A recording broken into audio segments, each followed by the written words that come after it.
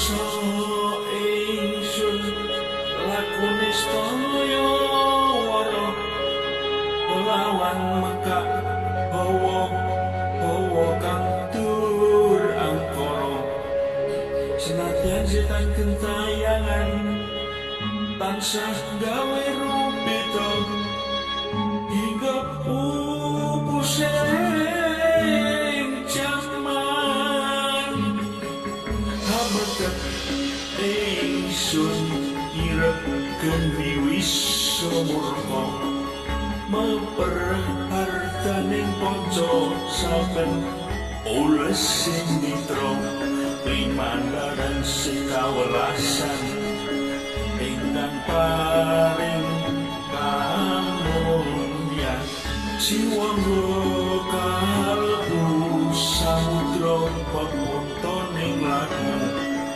tumuju dhateng Gusti kang amurka dumadi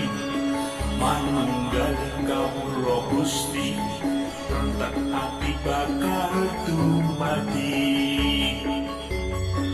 mopi ingsun tanpa piranti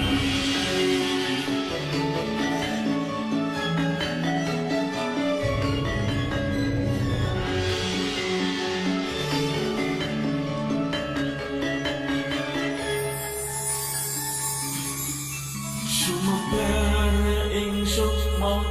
padu sarining perwita maneka warna pradha bangun raja sampurna senggala tida mungsa bendunya kasirna ya sing rasa mardika mugia den setya pusaka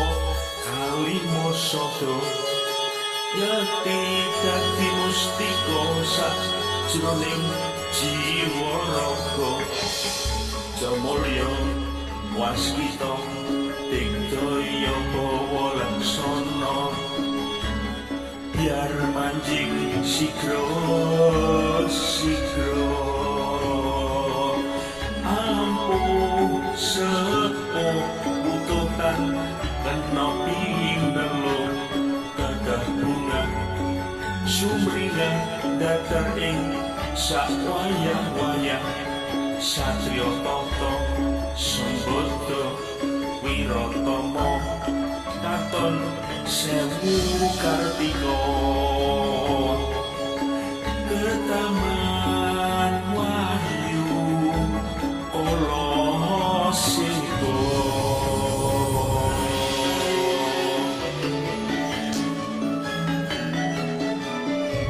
wahyu ala singgo dening Mas Narendra ala singgo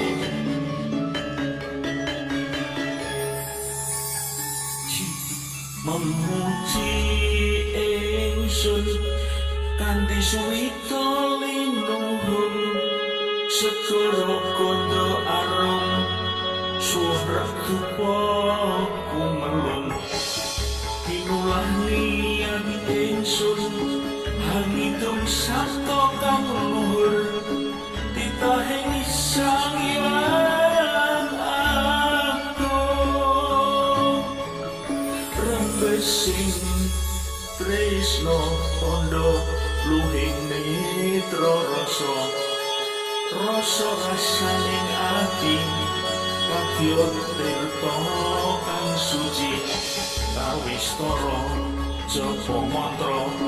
kandhang dadi pepadang nawa dewa jawata alisanding